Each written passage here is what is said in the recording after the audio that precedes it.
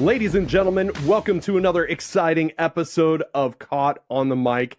You may have seen my next guest drum for Sum 41, fill in for Mötley Crüe, play with Linkin Park, or maybe many of his workshops with School of Rock.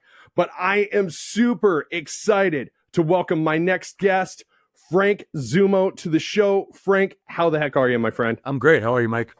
Oh, I am amazing. You've got an EP dropping October 24th called Feels. You've got a book dropping November 11th called Unbreakable Rhythm. Man, that's a lot coming at once, man. Yeah, it's been, years in the making, and we're finally at the finish line. Like, the manuscript just got sent to be, printed. And the audiobook I just finished a couple days ago. So it's like, it's wild. Like, the finish line is close. Now the emails just pivoted to like basically release day and pre-sale links, like all the stuff that was like so far out of reach. It's like, we're there now. So like, the work is done. And then, the EP, like, we already dropped a single for the EP, and that just organically happened. I forgot I had this music that I had been holding on to for something special. Like, management was like, when I was pushing to release it a while back, they were like, don't force it. Just wait for the right time. And I forgot about it. And I was literally in Germany on tour with Electric Callboy, and I was working on going through my life of photos to pick out to put in this book. Right. And then, what photographers, all that stuff. So I spent a whole day kind of doing that. And I just had my iTunes on shuffle, and those songs came on. I was like, oh my God, this is exactly the emotion of what I'm feeling about this book. So I had just started working with Create Music, which is one of the amazing new labels that has just rechanged the game of the record business. And I was like, hey, I have, a book coming out. I feel like this is my soundtrack. And the A&R dude there was like, yeah, we'll put it out. He's like, I don't even need to hear it. Like, I got, like, he just literally had my back, which was so special. So I finished mixing, mastering, and there's some instrumental. The songs with vocals are female singers, which is awesome. And the coolest thing was my sons did the artwork for the single and the art, just, the single, and the EP, just to make it really special. And I don't know, just everything has been so special with all of this. And it's crazy to see your life like in a book, and it's like, it's one of the hardest things I've ever done, but one of the most amazing things as well. It's been a process. I just recently had a guest on, and I was talking about, I typically, I don't talk politics. I don't talk religion on my show. I don't talk anything that would be divisive to some audiences, but I do believe in two tenets of just life beyond. And those things are karma, the things you put out in the world coming back 100%. to you. And the second thing being serendipity. And it sounds like the fact that you were releasing this book and this music and at the same time kind of came about as a serendipitous moment, doesn't it? Yeah. It was, I think the way this whole book even was started was doing these workshops with School of Rocks. And it's just been the most incredible experience in every way, because it's literally been inspiring kids, saving kids' lives. The conversations that we're having with the students, the teachers, the parents, that I literally, when I'm decompressing on a flight or drive home, I've just been like, how do I spread this message? Like, that's been the biggest question mark, because what's happening here is so special. And I wish the whole world could have access to this. And obviously I can only do a certain amount of events a year. And, my partner on this book, Jason Pettigrew, I was sharing this with him because he's probably the journalist that's written about me the most in my career, that I met right when I started coming up, and has covered all my bands and projects, and has been a great friend. And I'm sharing about this workshop with him and the idea of a book loosely. And Jason was like, I got to come see what you're doing. Like, I got to come experience this. So he and I both drove really far to be in Chicago. I literally had a day off on a Sum tour. He came in from far and he watched the workshop, and we went backstage after. and we're having a conversation, and just obviously the journalist in him, he's got a little tape recorder, and he starts recording our conversation. That is the introduction to this book, that exact conversation. And then we literally scheduled for the next, I don't even know, 2 years. Every week we would have 1 to 3 sessions where it was like, we'd pick a topic, and he would just interview me and ask all these deep questions. And that's how this book kind of came out. So basically, the goal of this book was everything, like I said, at the workshop in a book, which is music, struggle. How do you overcome situations? How do you, get through them? What hacks, what, things? Because that's a lot of the questions that kids are asking at the workshops. Wellness, mental health, resources for all those things, just putting all of that into a book. So it's available now for the whole world to have, just, hey, here's something that might inspire you or help you on your wellness or, mental health journey. Like, this is what worked for me, and, use this as a starting point and go from there, kind of thing. And then the most special thing was, as we were doing interviews and I'm talking about filling in for Tommy Lee and Mötley Crüe, or doing this crazy breath work with Laird Hamilton, we're like, let's interview them for the book. Let's have their perspective on these situations. So we've got everybody from the president of School of Rock to Tommy Lee, but it's not just, it's musicians, it's wellness people, it's business people, it's family members, which is really special to have all of that, in this book, just to have something out there that's like, hey, here's my workshop in a book that's available in an audiobook or a paperback. So it's been a really great process. And now it's like, I'm going to, start going out on a workshop book tour where I'm not at Barnes and Noble just sitting there and signing stuff. Right. I'm doing my workshop events, but there's, we'll talk about the book and I'll sign books for people there, but it's going to be with all the School of Rock kids. And, we're even going to play a pre-concert for the New York Giants, like, which when I was writing my book, that was an actual like wish list item, like a neck, right. And it actually, just as finishing the book, it actually came to reality, which is like me and School of Rock kids playing a New York Giants pre-game concert, like just crazy stuff. So, yeah, it's really awesome and special, and I just love that.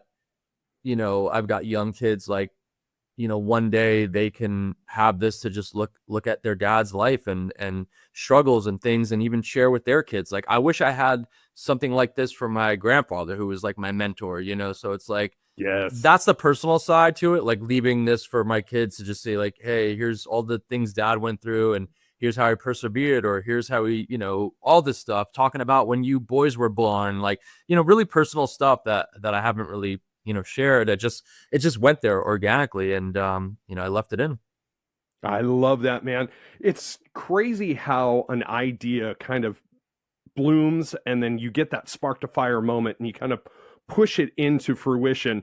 You said in other interviews and statements that this is not that kind of book, no wild tour tales, no rock star scandal, but rather something deeply intentional. What made you want to center this story around wellness and mental strength instead? Right. I mean, we've all read those books. How do you top them? We've read, The Dirt and, Tommy Lee's book. I mean, just crazy books. And it's just, we've read those books, and I use my spotlight to do these workshops and give back and do this motivational, inspirational, because I didn't have this stuff coming up. I went to drum clinics, and they were just a fireworks show of performance and talking about that, and then a quick autograph session. I don't like the word clinic. This is an anti-clinic, basically. It's just a workshop event. And it features the kids, not even me. It's like, it's about the kids and all that. So, and I just think because of that theme that has always been coming up, like, I don't go up there and say, okay, kids, in the Q&A at my workshops, we're going to talk about wellness and mental, like, because then it's phony. It's scripted. Like, right. I just did a workshop, earlier this year. We went through the 30-minute Q&A, and those questions didn't even come up till the end, and they organically came up by the audience. So because this has been a theme, I just wanted to share light on it, because it's important. It's really important. Like, especially, I feel like this book it doesn't matter. You don't have to be a drummer or a musician. Like, this is one of those books that checks a lot of boxes, but it's something that I just enjoy. This is my, like, when people say my hobby, it's wellness. It's working on mental health. I've lost too many friends because of mental health, and it really scared me to get my own stuff in check, so I don't ever feel like that is the only option. So it's been like just learning through all these processes, and something traumatic, how do we grow and learn from that, instead of getting dark and sitting there with all this, and of course everything is a process. You're going to be up and down with life, but like, I don't know, it just came out so natural, and I just wanted to do something that was different, because I love so many things. Like, if you look at the books I resources, everything from Rick Rubin to Laird Hamilton, like, it's all over the place, because those are the things that I'm passionate about. So it just kind of natural. It was like, this is me. This is the DNA. This is like the business side, the wellness, the mental health, the, just all of that stuff. And like the coolest thing too was, we put together, my team put together like a little proposal and just started sharing it like with people they knew, just to kind of get some feedback. And I was in Florida, where Modern Drummer magazine is based, and they came out on the final Sum 41 tour to do like a gear rig rundown, like my crazy tour kit, film it. Right. And the owner of the magazine, who I've known, who's amazing, he wasn't there. So he's like, hey, call me on your next day off and let's catch up. Sorry, I wasn't there. I was traveling. So we're catching up. He's like, what do you got going on? And I literally was like, yeah, well, I have this passion project. I've been working on a book. He's like, do you have a deck? He's like, I want to put this book out. I'm like, wait, what? You guys? He's like, we own it. We have a publishing company. We have a huge distributor, like all that stuff.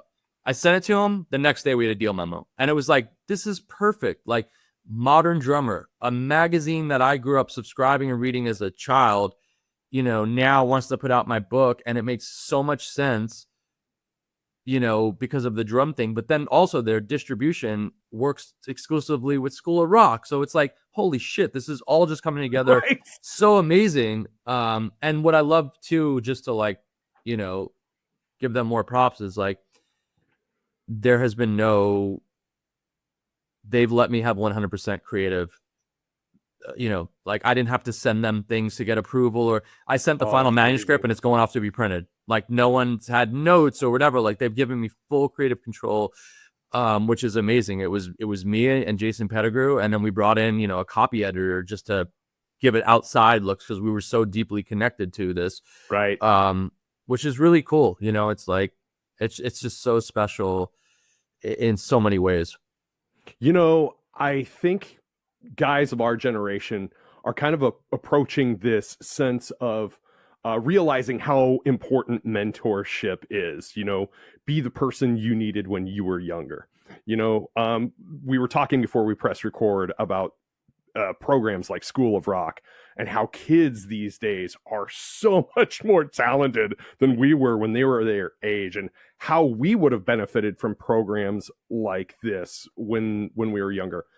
Not to go on too long of a tirade, but being a former musician myself, I got to a point in my old man era where I would go to the gym and I wouldn't listen to music anymore. I was listening to books like yours. Like, I was listening to like David Goggins' book. I listened to Michael Strahan's book. I would listen to things like Atomic Habits and such, just because that fueled me to be a better mentor to people.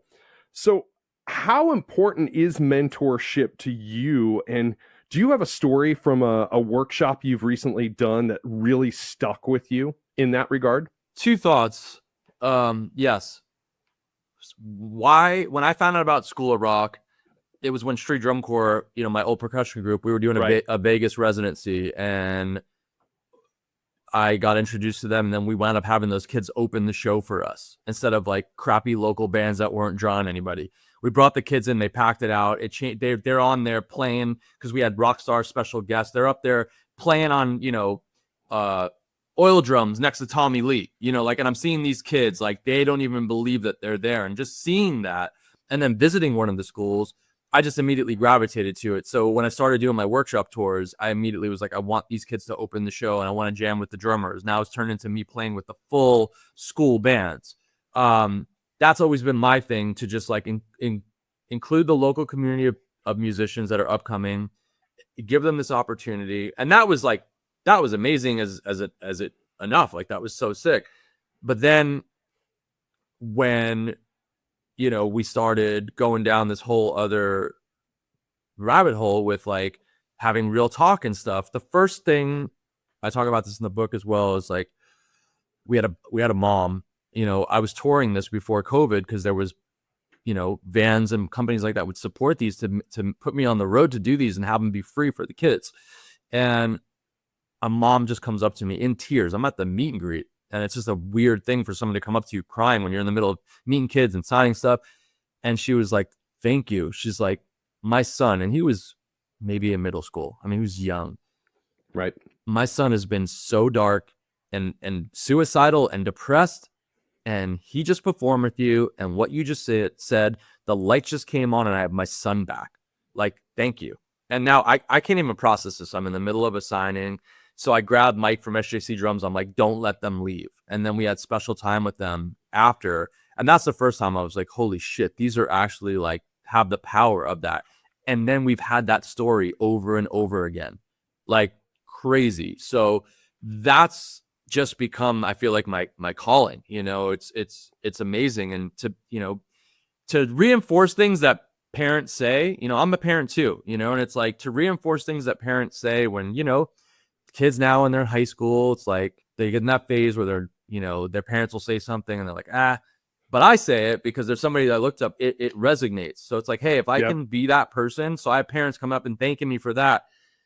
So it's just been really incredible. Like, I just feel like it's been my calling, and it's been so magical to be there for these kids and parents. I mean, parents are coming up to me just like asking me for advice because they're frustrated, that their kid's not enjoying school or whatever. And they'll literally DM me and be like, tell me some heavy stuff and ask for some advice. And it's like, almost I've become this therapist, in a way, which I'll take it. Like, because and then going back to your question for this, it's like, yes, when I was coming up, it was just straight drum lessons at a drum shop, and you were doing rudiments, and it really wasn't inspiring. It's like, you had to learn this stuff. Now, when I see that kids go to School Rock, they get their one-on-one lesson, but then they get to be in a band and go play gigs. And there's actually people there, and it's not some crappy bar. It's got good backline and sound, and they're learning how to be professional, get off and on without tinkering and making noise and, all this stuff. Like, my kids are doing that now, and it's so rad to see. And that's why I feel like I'm having the childhood that I didn't have, getting to go and be part of this, like, tribe. It's such a tribe. And like, a lot of the conversation, kids like, oh, I don't, the common thing I hear them say is like, I don't feel like I, fit in at school, but here at School of Rock, like, this is my tribe. This is my, and I'm like, that's great that these kids have this. And then they just hang out after lessons. They're hanging out in the lobby, and, it's just like, it's just such a rad community. These kids are so special. And it's just what I didn't have. Like, I would go to a drum shop, take drum lessons and rudiments. Even when I did like my college, going to the Drummers Collective in New York City, it was very fucking serious. It was very serious. You had to do your homework. You had to go in there and really, it was like school. It wasn't what School of Rock is, which I wish, my School of Rock was just me in the basement, in my parents' basement, playing a Mötley Crüe and Ozzy records, but I was by myself and I didn't have other musicians to play with and whatnot. So it's cool that these kids are have this outlet right now, and that they have, people talking about suicide prevention and all this stuff, because, I feel like it was just, people were afraid or ashamed to talk about. Now it's just a household thing to talk about, and it's helping, because we can't lose any more humans to, to this illness and all of this stuff. So, I love to use my spotlight for this. And like what you were saying, it's like, I'd rather use my spotlight for that than to say what I feel about political climates or things. There's enough people that know way much more about that than I do to discuss that. So it's like, I'd rather use my spotlight for this, and it's just kind of like my calling, and School of Rock is my family now, and it's just such an honor to have them be involved in this whole rollout, and to kind of put that in a book. There's a whole School of Rock chapter in the book, and it's got the president's insights on this whole stuff as well, which is really powerful, what she's gone through and all that as well. Dude, that is so amazing. Like, first of all, your line of there's people that are smarter than me that can talk about those topics. I'm right there with you, brother. Yeah. But it's not my passion, so I don't know enough to right, even chime in, and I don't need to be another person making noise when that's not my passion. I don't know enough about it to sit there and run my mouth. I say this all the time. I'm like, yeah, if I wanted to get cheap engagement online, sure, I'd give a few opinions, where the popular thing is you're going to piss off 50% of the people that you know. And it's like, not me. I'll probably piss off 100% because mine are so outside of the box. But there were a few moments there. You literally gave me chills. And let me kind of add a little personal spin to this. As I said before we started recording, my daughter was in a program. It wasn't exactly School of Rock, but very similar to School of Rock, and she did it all through high school. She just graduated back in May. She just wrote her first paper for her first quarter in college, and it was about a moment that significantly changed her life or saved her, and it was all about her experience being in a curriculum-based band and getting that whole thing. And I can attest as a parent how important these programs are.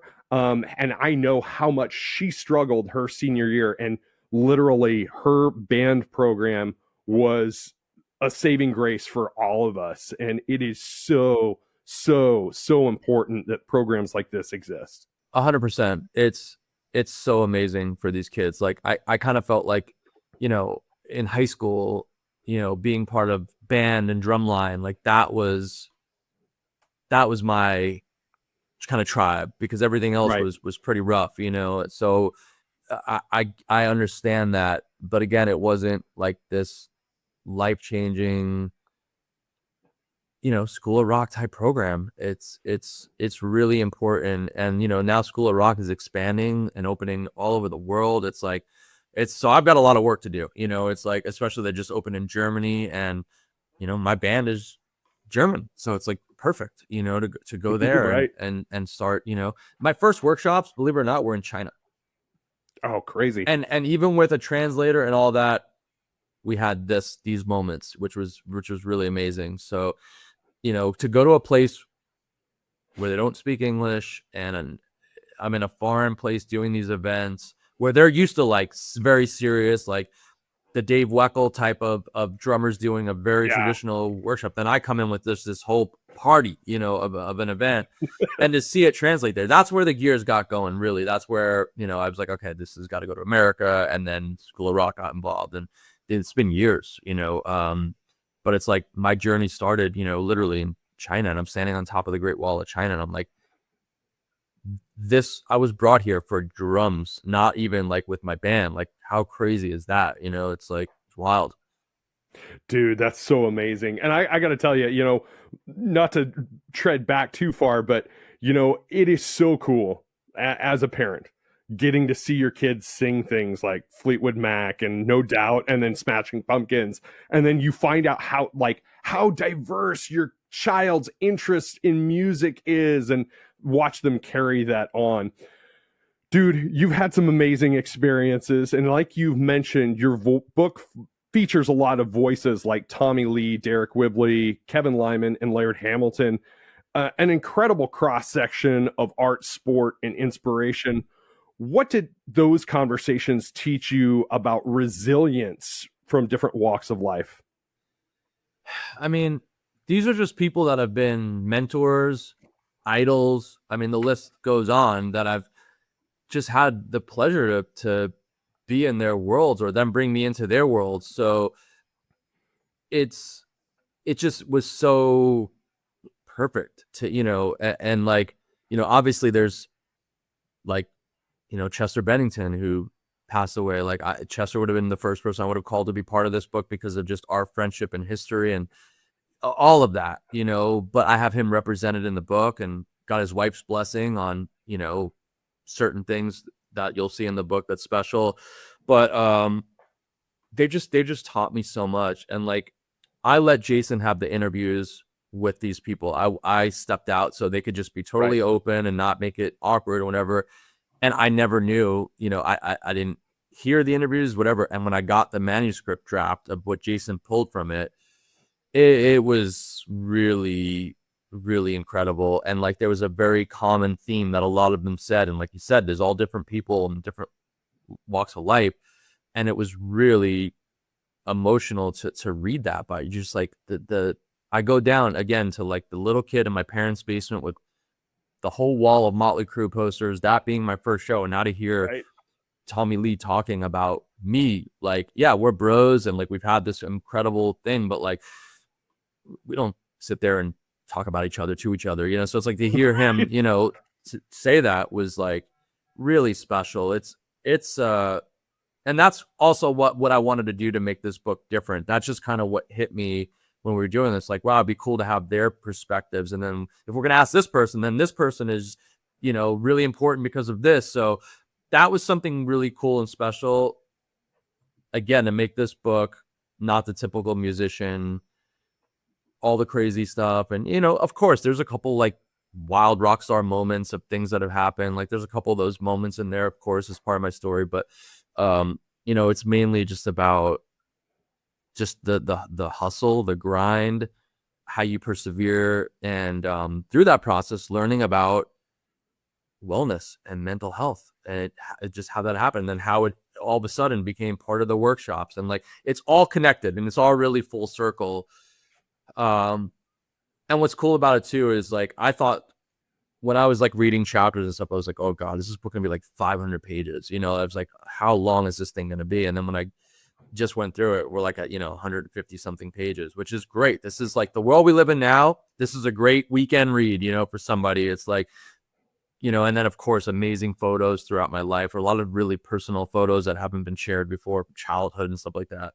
But it's a great action-packed, great read, which was you never know until everything comes together. And then it's like, man, doing the audiobook, like I just spent 7 or 8 days, doing like 2 to 3 chapters a day. And then I edited it myself, and then had to listen through and then export it and upload it, like all this stuff.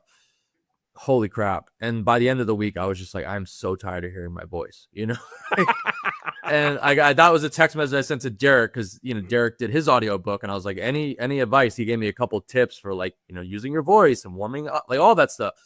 And I was like, dude, I'm so tired of hearing my voice. And he's like, yeah, I know the feeling because, dude, he had a book come out, talking to as well. A podcaster guy that does that shit all the time. It's like, fuck. And I hate the sound of my voice. I'm like, let me just sit here and listen to my guest. I don't want to listen to myself, dude. Because as we know, coming out of your head to us, your voice sounds different than recording it when you're listening back. It's a completely different thing. So yeah, but it honestly was pretty cool. It went better than I thought. And I just was just me, when things got heavy or exciting, I just, as if we were doing a podcast or I was telling a story, I tried to purvey that in the audiobook, but I'm glad that's done. That's awesome, dude. I can't wait to listen to it. I'm probably going to put you on while I'm going to the gym. So yeah, that'll be a good listen and shouldn't be too long. And obviously I had somebody else do the voices of everybody else because that would be weird for me being Tommy Lee talking about myself. So I, David from Modern Drummer, who's got a great, speaking voice. He does all the special guests and then I do all of my parts.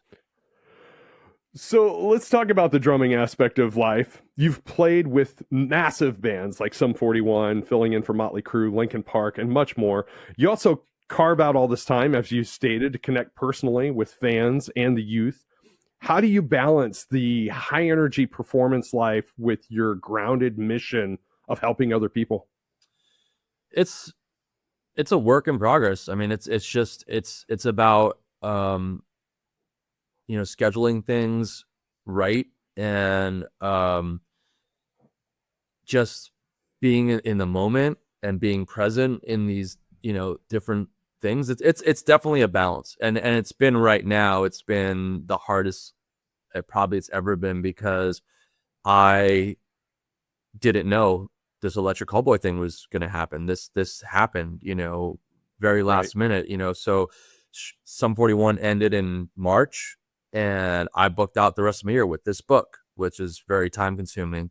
Family stuff. I have a drum show, like all of that. And I was just like, this is what I'll do until I'm going to wait till the next proper gig, becomes available, which it could take a year. It could take who knows.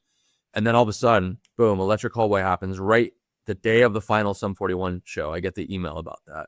So I immediately, boom, went into that, just finished festival run with them. And now I'm literally just finished on Sunday, all of my commitments that I had, drum shows, the book, and now the world tour starts of Electric Callboy on November 1st. So, it's been very, very, my plate's been really full, and I'm glad to have a very supportive wife who is just helping ground me, all the work I've learned from therapy and breath work and just knowing how to, help. But I will say, like, it's been a big wake up call. And again, life is a learning lesson. It's just like, I don't want to fill my plate like that anymore. It was too much, took a toll on the family, so it's like moving now forward. It's like, I've got a world tour with Electric Callboy. I've got my workshops, which are one-off events to promote this book, and family time, and it's like, I've got to really, not burn out like that. And, all great problems to have, but it definitely took a toll, and I'm acknowledging that. It's a work of, and which was actually great reading my audiobook, because I was like, oh yeah, this is a coping mechanism. This, like, to hear this stuff again just was really helpful for me in a way to re-go back on lessons and things. It's like getting an old, book again, and learning some routines that you learned back in the day to, kind of re-inspire you or get you out of a funk or whatever it may be. So it's about balancing, and I think just acknowledging and using those coping mechanisms, basically. Yes, man, I can so relate. Like, my wife booked this vacation she was going to take, my stepdaughter and her, to Colorado, and she had been bugging me for weeks. She's like, "Are you going to take some time off and go with us?" And I was like, "Well, I don't know. I got this going, I got that going." And finally, at the 11th hour, I said, "Yeah, I need a break." So I just got back from 5 days of hiking in Colorado, and my God, man. So I can sympathize with exactly where you're at mentally, of like needing to unplug and kind of take things back. Given all of that, with Unbreakable Rhythm and Feels dropping so close together, what do you hope people take away when they read your story and listen to your music side by side? The music portion, I just want somebody to just feel good for the day, like to just feel, when I listen to that music, I feel inspired, I feel good. That's why I just called it Feels. I was like, this is just what it is, and it's like, just to if that's what the music is, like my therapy. I don't know, music has been part of my life since being in the womb, so it's like that, the goosebumps, the feels, all of that. Like, I hope that by somebody hearing that they have that same experience. And then with the book, the goal is just to inspire, to motivate, and save. That's like, to that would be a win in every way. It's that's the purpose and goal of this. It's not like about my ego. It's not about a book about look at me. Like, that's not what the goal is. And if somebody can, put this book down and be like, you know what, my passion is to be a dentist or whatever it may be, and like, I'm going on that fucking path until it happens, and I'm gonna stay on that path. And our life is a roller coaster. There's so many ups, there's so many downs, especially being an artist, and that's just part of what you're signing up for. And when bumps come in the road, it's like, how do we overcome? And this is my story, and hopefully that can just show, we just live in this highlights world where people don't put the lows. It's like, what content's out to bum somebody out. It's like, like my whole second part of my life, moving to LA and leaving everything and getting there, and like all the stuff that happened, that was where most people would say, I'm out, going back home, and that was never an option for me. So it's like, what did I do? How did I pivot? So I feel like that just can apply to anybody in life. It's like the motivational side, which I was lucky. I had a drum technique teacher when I was young that was very much a profound motivational speaker, and I think that just stuff rubbed off on me. He passed away, and I feel like I'm just trying to play that forward, and keep that message going as much as I can. Yes. One of my favorite things about doing the show, I've been doing this for 5 years now, is speaking with people such as yourself that not only talk about their core values, but actually live them out and then want to spread them out to other people. So with that said, this is my most favorite closing question that I ask every single guest that does my show. Given your personal life experience and everything that you've gone through and that you're going through, what's your advice for making the world a better place tomorrow than what it is today? Something within your own control. First thing that comes up, I always go with, and it just popped in my head before you even finished the sentence. It was just like, be kind. As simple and cliche as that is, I feel like that's more important now than ever. This is something we really talk about at my workshops, because of all, you get bullied at school, these kids, and then they get bullied even more online. So it's like, I'm seeing it with, the drum community is a very amazing, supportive community. All the drummers are such a brotherhood. Like, it feels like there's no like really egos with that. Like, it's such a family of bros, it's like most of my best friends are drummers, it's like, it's crazy. But, just seeing like huge drum brands and magazines and, YouTube, these drummers, they'll post a drum, playthrough or whatever it is. And just to hate now and stuff, it's like, this is so unnecessary. If you don't like it, Right. You don't have to watch it. Why sit there and comment and start this whole toxic? Just fucking be kind. It's that simple. Like, let's it's everything's so divided and so heavy. Like, it doesn't need to be. Like, yes, we have all of this social media now and things that so glad I'm a kid that I didn't have any of this shit. I didn't have any of this stuff, and TV was a fun place where we watched it rarely, and it was like fun stuff, so it's just like, it's become such a place, and it just, I don't know why it's so dark and negative. It feels like it's 75% of that, right now, from at least what I'm seeing. But I just think that's the thing. Like, let's just be kind. If someone's out there fucking doing it, even if we're a little jealous, just fucking more power to them. Use that as fuel to inspire us to be like, shit, I want this page to put my video up or whatever it is, instead of just like, this sucks, blah, blah. Like, why? I've never done that. I've never said that to somebody's face. Like, that was the where I came, my way when I came up in school. If you didn't like somebody or whatever, you had to say it to their face, and then you had to deal with, is that person going to punch me or yell back at me, or are we going to hug? Now it's like everybody's a tough guy on their keyboard, or they're making, fake fucking profiles to just be troll people. And it's just like, just stop. Yep. Like, find your calling, find a place to go and or go to fucking therapy. It's like, literally, I started therapy, in the last couple of years, and it's been a life changer. So it's just like, yeah, that's just my little rant on, your question. But I think that's just, I always go with the first thing that pops. I agree with you. I wholeheartedly agree with you. And maybe it's the naive optimist in me, or maybe it's just my time spending time with youth and younger people. But I do feel like there is a brighter days around the corner for sure.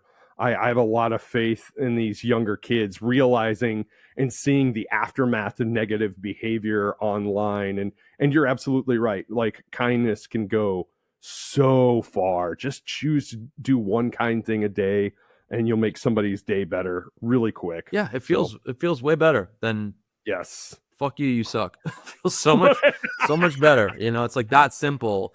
And that's like, again, the takeaway of this book. Like, that's just positivity, man. We need more of it, you know? And that was my way to get through, you know, the whole COVID experience. It was just like when everything was shut down, I was being told no's about anything and I couldn't tour. So I was like, okay, like, time to get a record deal and do solo music and collaborate and do all this stuff. That was my therapy. And like, it just really was so helpful. And that was a great coping mechanism because I've been touring professionally since I'm like 16.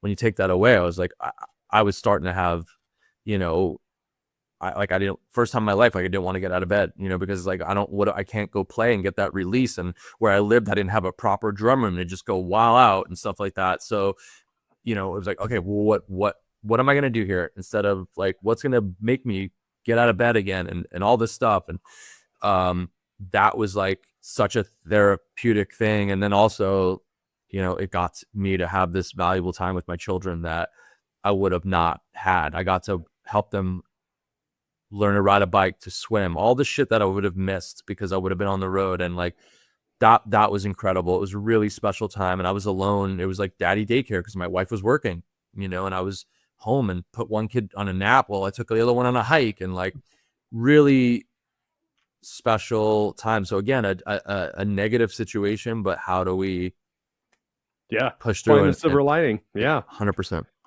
Dude, I love it.